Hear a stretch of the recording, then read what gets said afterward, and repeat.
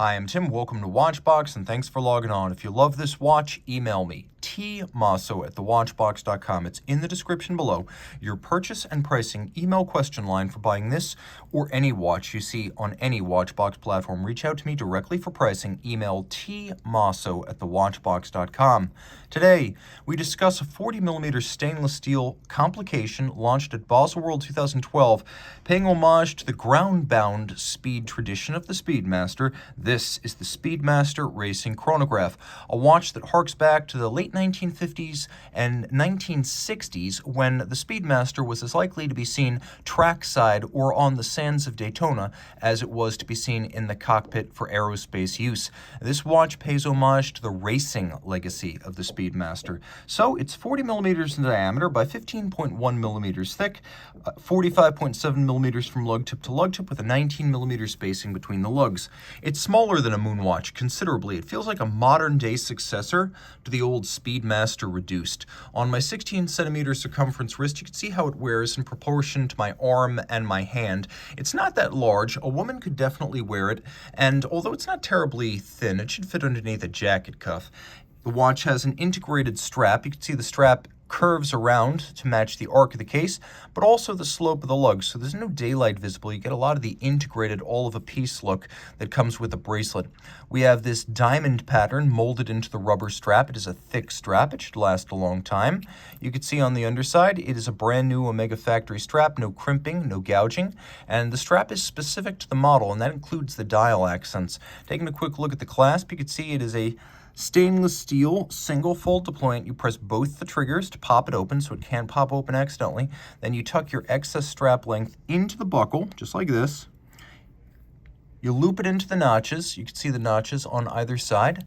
And then all the excess length is hidden underneath the strap. There's no need for strap minders, and it's a very clean look when sized and closed. The case will be familiar to Speedmaster and Seamaster fans, as we've known these lyre-style lugs since the early 1960s. We have a combination of satin and polish. Little pusher adjuster right there for the date, because this movement is based on the Valjoux 7753 that does not have a conventional quickset. We have an aluminum anodized insert for the tachymeter, which can be used with the chronograph to gauge the speed of something, for example, on a flying kilometer.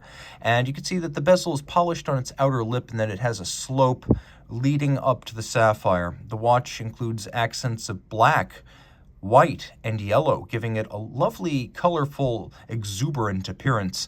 We have yellow varnished hands for chronograph seconds, minutes, and hours, and we have that same diamond pattern on the center of the sub-registers that we found on the strap itself, so there's a lot of cohesion here. It's an easy watch to read day or night. Let's do a quick loom shot. The watch is automatic winding, stainless steel, fully loomed, and 100 meters water resistant, so it is a full-service sports watch. One of my favorite details here is how each of the printed plots of Luminova has been surrounded by a border of black lacquer to make for easier recognition at a glance. There's also a little bit of an overlap to the two sub-registers at 9 o'clock and 3 o'clock, which I like. They overlap the seconds track outboard just a little. On the reverse side, you can see the hippocampus, or the seahorse, to remind you that the original Speedmaster was actually part of the water-resistant Seamaster collection. That's why that is there. There's a little bit of advertising going on the case back. You can see the depth rating. You can see that this is the racing model. You can see that it has a silicone anti-magnetic hairspring and that this watch features a column wheel. But didn't I tell you it was adapted from a Valjoux 7753? That would have a cam system. This one's been converted to a column wheel. It gives you more. This is Omega caliber 3330. It's based on the 7753, but they throw out most of the original Valjoux. So it's a unidirectional automatic winder. It has a 52-hour power reserve rather than 42. It has the stop seconds function, the pusher-based quickset date. It uses the column wheel along with a lateral clutch for chronograph engagement.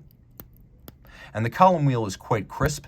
It is a COSC certified Swiss chronometer. It is also a coaxial escapement, which is rather exotic. It beats away at 28,800 vibrations per hour. and it has a rather robust overall architecture, as the 7750 is known as a tank-like tractor movement. So if you ever had any reservations about buying an Omega coaxial, this adaptation of a 7750 is probably the way to go for you. A watch that that offers just about everything you could want, right down to that exotic George Daniels designed coaxial escapement, which is still probably the most exotic escapement you can buy for under $50,000. This watch offers it all. Reach out to Team Mosso at thewatchbox.com for purchase and pricing details.